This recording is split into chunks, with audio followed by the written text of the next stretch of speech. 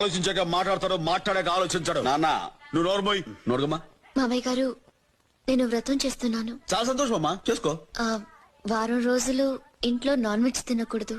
నాన్న అది పెద్ద కష్టమే కదమ్మా, అలాగే మానేద్దాం. అలాగే అడుగమ్మా. అది ఎందుకు అనసుకుడు, నువ్వు ఒక వారం రోజుల పాటు మందు తాకూడదు.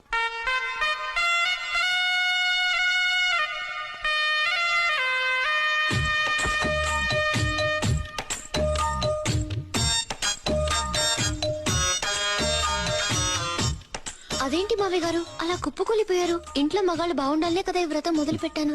ఇప్పుడు మేము అంతా బాగానే ఉన్నాం కదమ్మా. ఇంకా బాగుండాలని మావయ్య గారు. ఇంకా ఆశగా అంతే ఉంది తల్లి. శ్వేత, ఆయన మొహం చూస్తే తెలియట్లే, ఆయన మానడు గాని నువ్వే వ్రతం మానేసాయి. నువ్వు నోరు మూసుకోవా అమ్మా. నువ్వు వెళ్ళి నీ వ్రతం సంగతి చూసుకో,